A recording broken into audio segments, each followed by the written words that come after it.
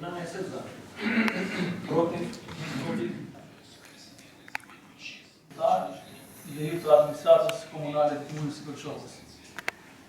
Çështja e parë më gëzon fakti që në këtë vit, në vitin 2026, komuna e Kërçovës, kryesisht qyteti ynë do të jetë qyteti i kulturës dhe uroj dhe shpresoj që realisht të ketë projekte të mirëfillta kulturore. Dhe dyta, duke e lexuar programin për manifestimet e kulturë, edhe pse ka në mënyrë të përgjithshme, por propozoj në këtë mbledhje të Këshillit Komunal të shtohen në mënyrë shumë të qartë edhe dy çmime të veçanta që ka të bëjë deri në 7 marsin, ditën e shkollës shqipe, dhe çmimi i dytë, 22 nëntori, që është dita e alfabetit të gjuhës shqipe, ku dim ne që veçmë është i caktuar si çmim në nivel republikan, ku atë ditë në Parlamentin e Qeverisë ndahet si çmim, edhe Komuna e Kërçovës ta ketë si çmim të veçantë që ndahet për personalitete të veçanta me të arritura në këtë lëvi dhe të jetë çmimi i 22 nëntorit si çmim i alfabetit të gjuhës shqipe. Ju falenderoj shumë. Desha të parashtroj një pyetje për sa më përket këtyre shpërndarjeve të mjeteve në këto zëra.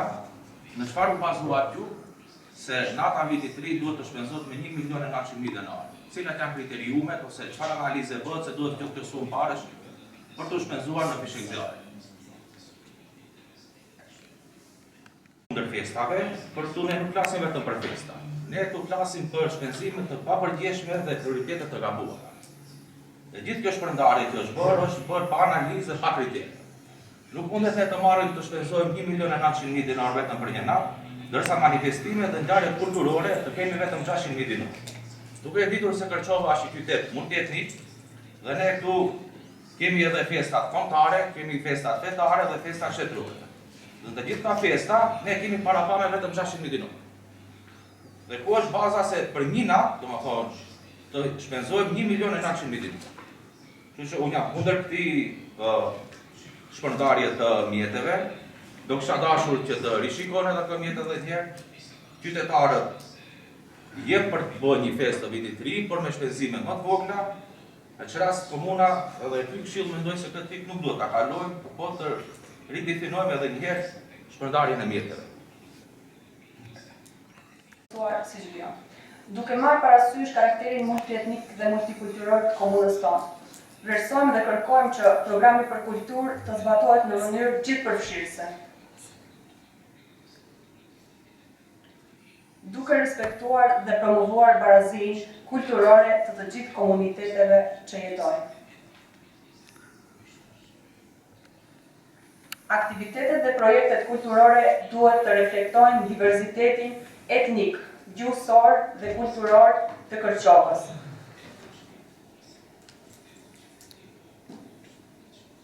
Kjo me qëllim të forcimit të bashkëjetesës, mirëkuptimit dhe respektit ndërsjellë mes qytetarëve. Si këshilltare dhe si grupi këshilltarëve të AKI-s, do të cekim disa mekanizma konkret që programi mos mbetet në letër dhe të zbatohet si monoetnik, por të realizohet në praktik dhe në të mirë të gjithë qytetarëve. Si e para, formimi një trupi këshillëdhënës multietnik për kulturë, me përfaqësues nga të gjithë komunitetet, i cili do të jap rekomandime dhe planifikim dhe zbatimin e aktiviteteve kulturore. E dyta, ndarja e drejtë dhe transparente e mjeteve financiare, duke siguruar mbështetje të barabartë për projektet kulturore të komuniteteve të ndryshme etnike. E treta, kërkojmë që të bëhet thirrje publike gjithëpërfshirëse për projektet kulturore me kriteret qarta që promovojnë diversitetin kulturor dhe bashkëpunimin ndërmjet komuniteteve. E katra, organizimi i aktiviteteve të përbashkëta kulturore, si festivaleve, ekspozitave dhe manifestimeve artistike, që përfshin dhe prezantojnë kulturat e ndryshme të komunës tonë. Dhe si e pesta, për një komunë transparente, kërkojmë monitorim dhe raportim i rregullt i zbatimit të këtij programi, për të vlerësuar përfaqësimin kulturor të drejtë, si dhe ndikimin e aktiviteteve në forcimin e bashkëjetesës. Falem krizës së përmbytjeve, pasi që tash në fillim të këtij muaji ka qenë edhe aktuali dhe ky program është për vitin 2026 dhe e përfshin atë ngjarje. Në interes të gjithë qytetarëve, do ju drejtohem me një pyetje, nëse keni informacione, do isha e gëzuar që të merrja përgjigje si unë si qytetare. Do të përgëzoj fillimisht komunën me përshpalljen publike të 9 janarit për dëmshpërblim të dëmeve të shkaktuara nga përmbytjet e fundit. Tash ju parashtroj këtë kërkesë. Duke pas parasysh faktin se një numër qytetarësh tashmë kanë aplikuar për dëmshpërblime, ju lusim të na informoni lidhur me procedurën e vlerësimit të aplikimeve dhe kriteret e përzgjedhjes. Së dyti, me qëllim të garantimit të transparencës dhe barazisë në trajtimin e gjithë aplikuesve, kërkojmë që lista e personave të dëmshpërblyer të bëhet publike dhe e qasshme për opinionin. Kjo do të ndihmojë në shmangjen e çdo dyshimi apo mendimi për diskriminim të mundshëm gjatë procesit të përzgjedhjes. Fundja, transparenca institucionale forcon besimin e qytetarëve dhe kontribon në një proces të drejtë dhe të paanshëm. Do ju drejtohem me një kërkesë, që të ketë tolerancë në rastin e aplikimeve pa fletpronësi në rastet ku objekti është në procedurë legalizimi ose parcela kadastrale është në procedurë privatizimi. Faleminderit. Nderuar të punësuar në administratën komunale, deshe një plotësim do të thonë me lidhjen me kërkoj që të përfshihet edhe kontroll sistematike e të punësuarve realisht në shkollat e mesme, pa arsye se kemi çdo llogari të bllokuara. Në bazën e 64 të ligjit për arsimin të mesëm, çdo punësuar në arsimin e mesëm është i detyruar që të bëjë kontroll mjekësore sistematike. Ndërsa ne te shkolla Drita dhe Mirko Miljeski nuk kemi bërë gati nga viti 2016. Edhe për atë kërkoj që të dedikojmë vite edhe për këtë të ketë një zë në të financohet kontrolla mjekësore të mësuarve. Një mjedis me karakter tekstuar multietnik ka nevojë për një qasje të koordinuar dhe gjithëpërfshirëse në fushën e arsimit. Duke krijuar një strategji me synim krijimin e një ure lidhëse funksionale ndërmjet institucionit të komunës dhe institucioneve arsimore lokale, në mënyrë që programet për aktivitetet arsimore të mos mbeten vetëm në letër, por të zbatohen realisht dhe me ndjeshmëri ndaj diversitetit kulturor dhe gjuhësor, propozojmë krijimin e një trupi koordinues brenda komunës, të përbërë nga përfaqësues të komunës, drejtor shkollash, mësimdhënës, prindër, përfaqësues të komuniteteve të ndryshme etnike. Në kuadër të kësaj pike, propozoj dhe ju lutem që të keni kontakt të vazhdueshëm me përfaqësues nga shoqatat e themeluara, nga bashkëqytetarët tanë në diasporë, të cilët në mënyrë aktive kontribojnë në arsimin në qytetin tonë, njëra ndër të cilat është edhe shoqata Uskana, nëse nuk gaboj, e Amerikës, e cila për nxënës apo student ndan bursa çdo vit. Faleminderit. Te aktivitetet të pika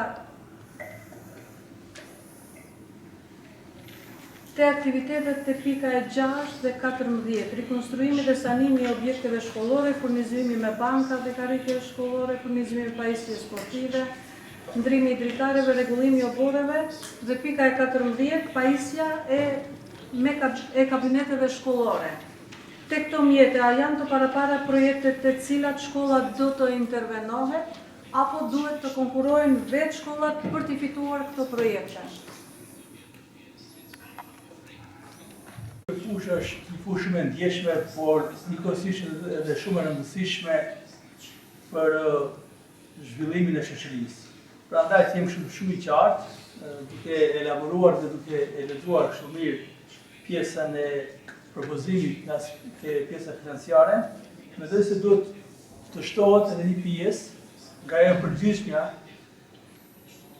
që të definohet saktë dhe ne do dimë si komunë, ku dhe kemi informacion nga gjithë shkollat, për të da mjete financiare për shmimet jubilare për 10, 20, 30, 20 vjetë, për të gjithë të punësuarit në arsimi fillor dhe të mesëm, që kjo është si obligim për gjithë shkollat, që vjetë si rezultati marrëveshjes midis sindikatës të arsimit dhe kulturës më gjëni dhe Ministrisë së Arsimit dhe Shkencës.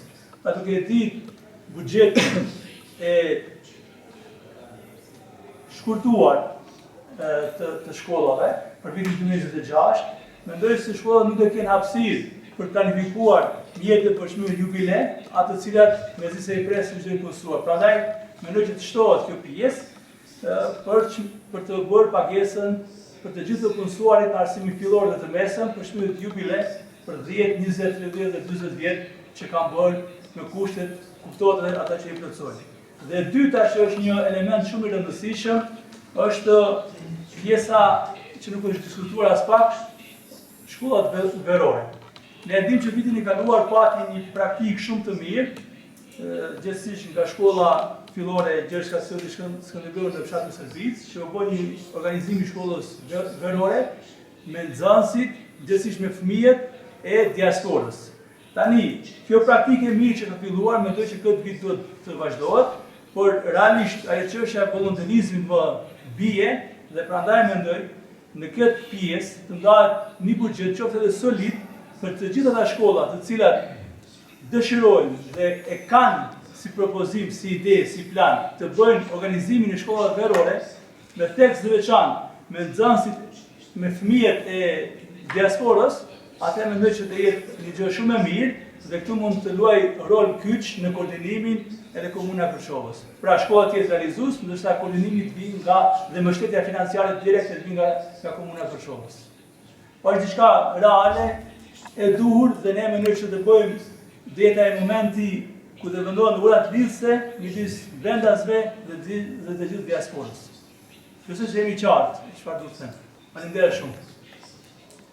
Hapësirë, për arsye se në këtë rast, në kuadër të kësaj veprimtarie mundet komuna të jetë organizatorin, ndërsa realizuesët të jenë shkollat të caktuara. Pra, po të një koordinim, se vetë komuna është themeluese e shkollave, pra si koordinatori, organizatori i atyre aktivitete, në rastin kur shkollat verore mund të jetë vetë komuna, ndërsa realizues mund të jenë 1, 2 ose 3 shkolla të caktuara ku është interesi normal dhe motivimi nga ana e palëve.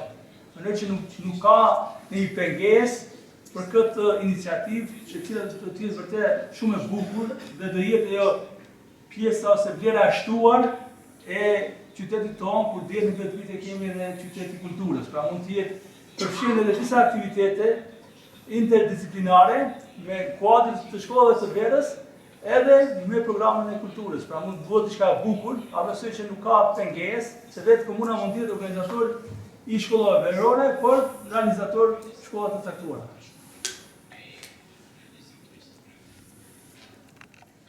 Komuna e Kërçovës domethënë ka dedikuar mjete për të financuar arsimin në një mik të caktuar. Nëse ndonjë shkollë ka interes për shkolla verore, mund të bëjnë aneks të programit të vjetor të shkollës, të në mbledhjet e radhave, të dorëzojnë të ne do të miratohem me të cilin do të ketë edhe specifikacion financiar sa do të jetë, domethënë shuma për të financuar ajo, edhe mendoj se nuk ka nevojë që të votohet kjo në këtë seancë. Ndërsa në aspektin e çmimeve jubilare, ne gjithësi shkollat e kanë për obligim për të paguar çmimet jubilare në bazë të marrëveshjes kolektive për sektorin publik. Çdo drejtor nëpërmes këshillit të shkollës miraton plan financiar edhe është i obliguar nëse ka ashtu raste që të parashoh mjetet të caktuara për këtë çështje. Edhe për këtë jam i mendimit që nuk ka nevojë të votohet sepse është një obligim ligjor i paraparë me marrëveshje kolektive për të punësuarit në sektorin publik. Ju falenderoj.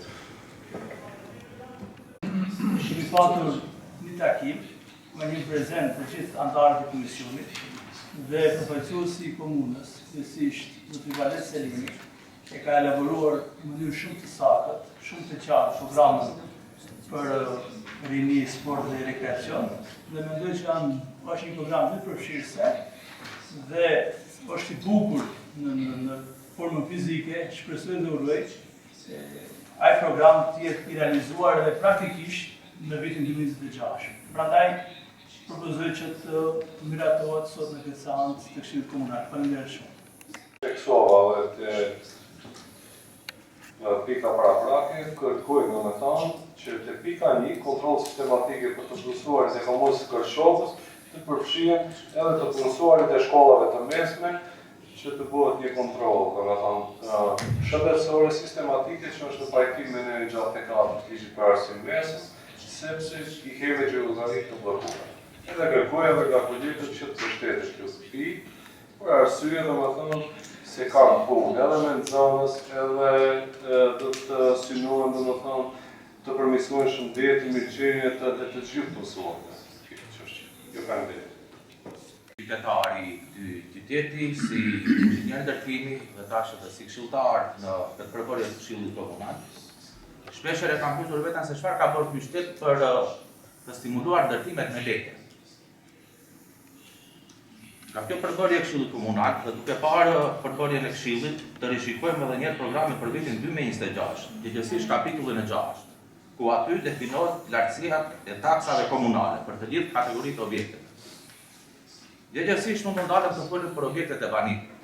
Nga llogaritë e mia çfarë kam bërë, domethënë, nëse një investitor dëshiron të ndërtojë një shtëpi banimi prej 200 metra katror në zonat Pashin, Ivanidov apo Deveana, dhe nga tabela që është para pa për llogaritjen e taksave komunale, i del diku 11.000 euro.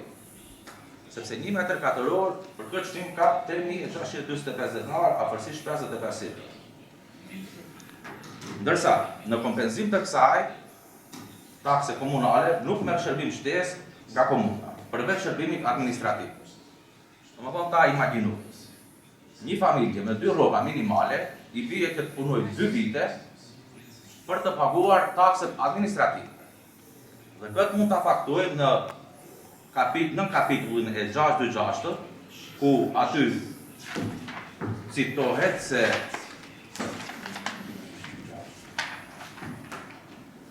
ndërtimi i infrastrukturës komunale sekondare do të jep në tërësi të shpenzimit të investitorit, ndërsa ndërtimi do të bëhet në mbikëqyrje të seksionit për veprimtari komunale në komunën e Kërçovës. Çka i bi kjo?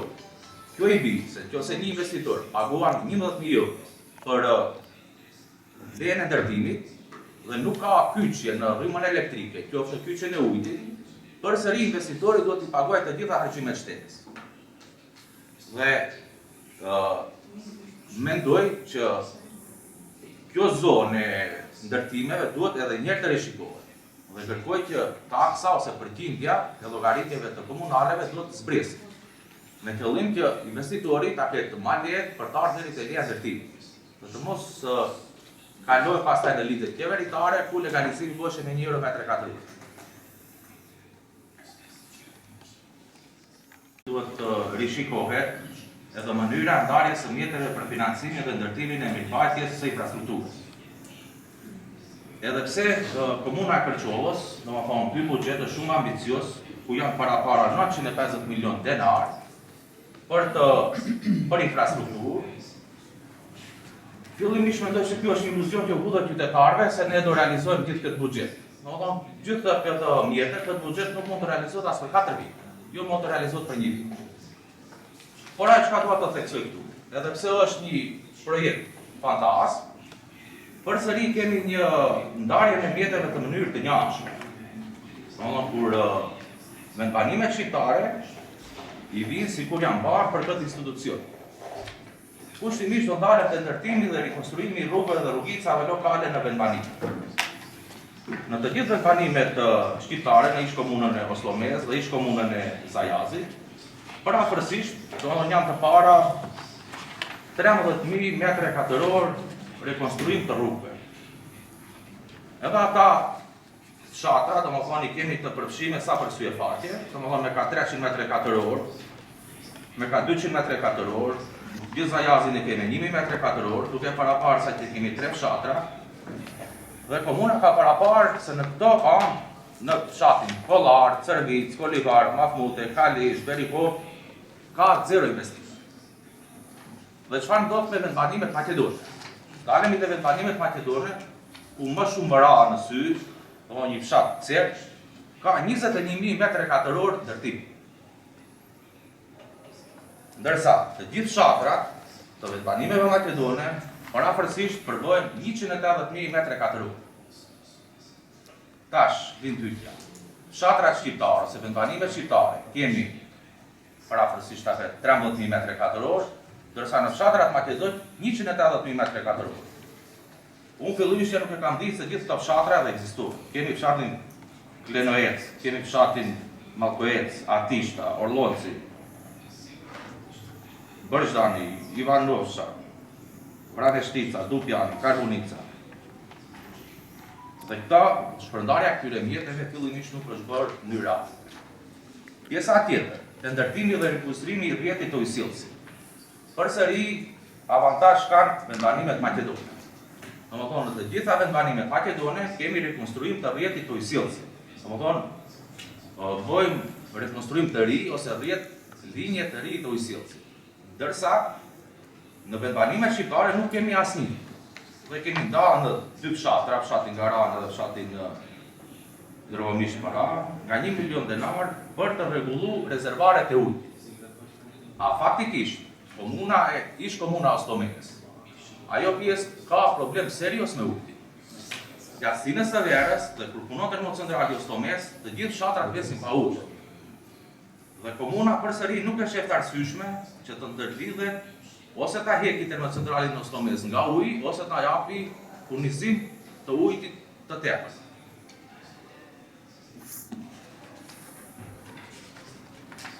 Tash unë si përfundim, mendoj se ky si rënditje, domethënë, e para duhet të kemi një rënditje se ku do të kemi prioritet për të ndërtuar, se dim të gjithë se nuk do arrijmë deri në 950 milion denar. Do kisha dashur që këto të jetë një ranglistë me prioritet. Dhe jo ta lëm këtë në vullnetin e kryetarit, se ku do e shofi kryetari komunës të arsyeshëm, atje do investojë. Si përfundim mendoj se kjo pikë duhet edhe një herë të rishikohet, të vijë në seancën e tjetër dhe ta votojmë në seancën e tjetër. Se këtu nuk besoj se do votoni edhe ju, si përfaqësues të vlerrit, duke parë se të gjithë fshatrat ose vendbanimet shqiptare janë të anashkaluar. Faleminderit.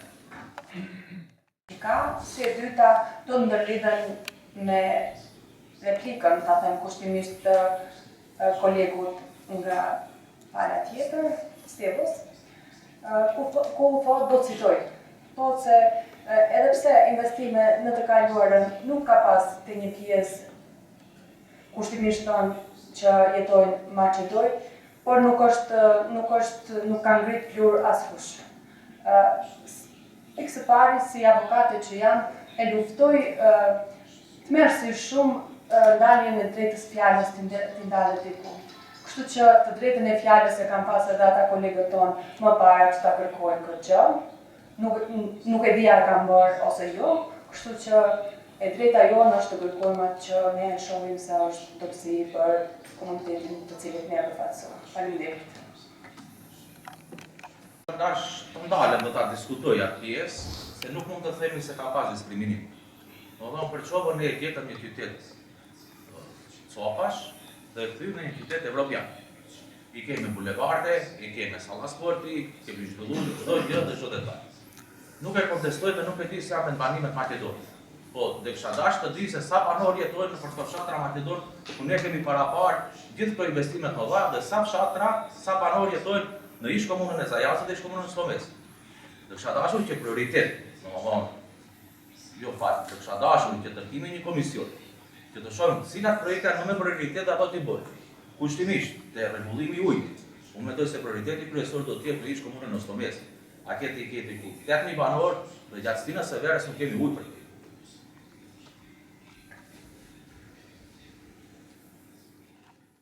Herë pjesë e Këshillit të Komunës dhe kur ka pas programa të këtilla, ka pas një unanimitet të gjithë.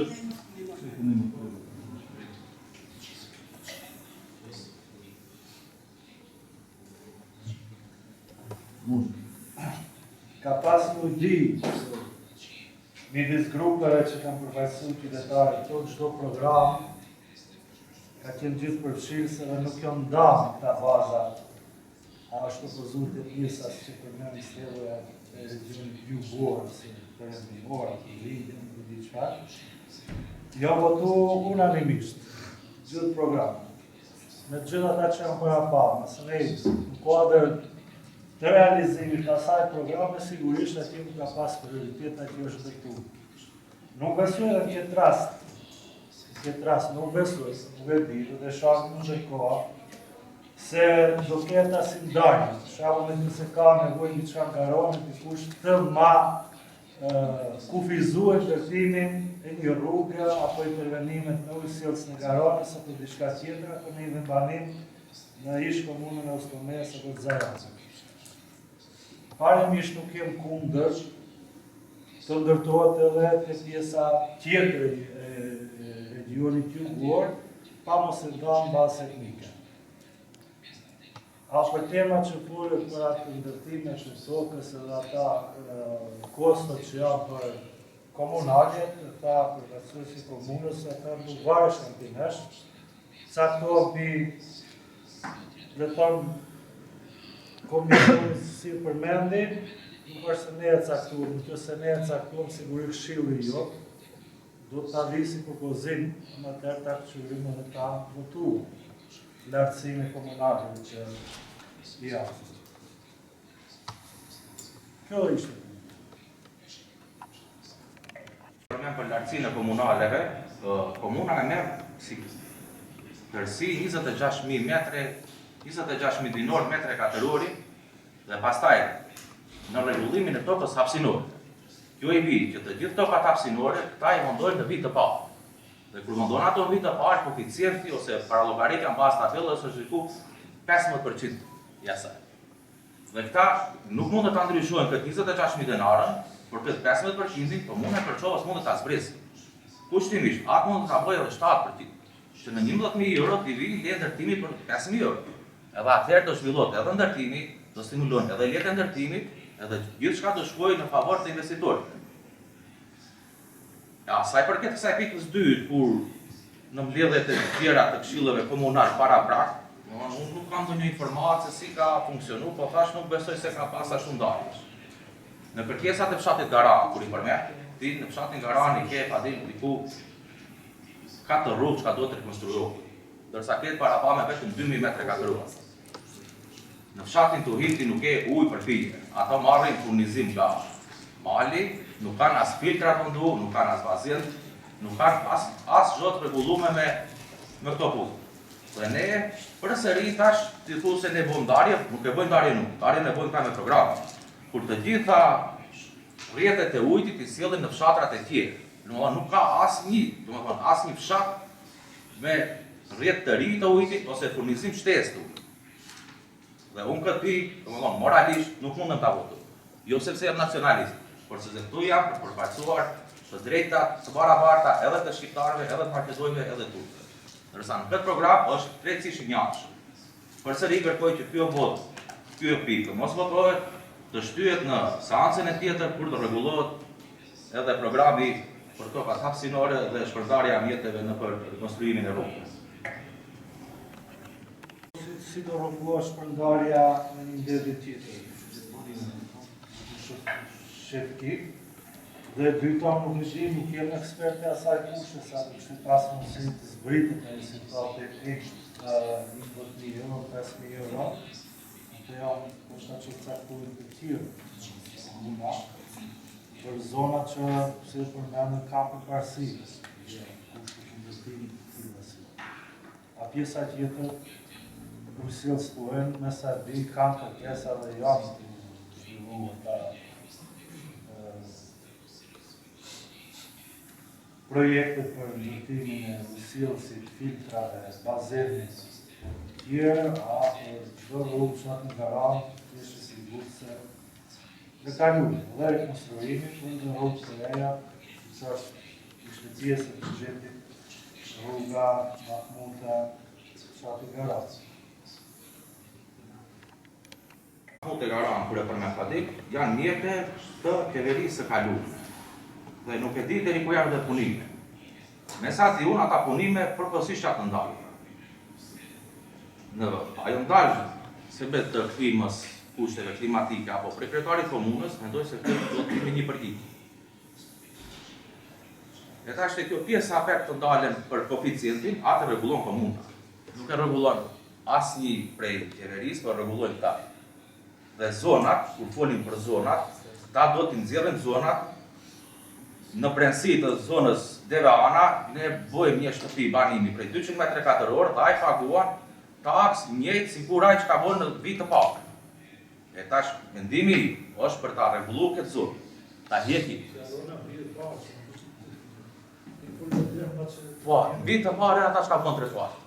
Edhe në vit të dytë vin ata çka bën mbrapa. Tash edhe në vit të parë, edhe në vit të dytë taksa komunale ka një.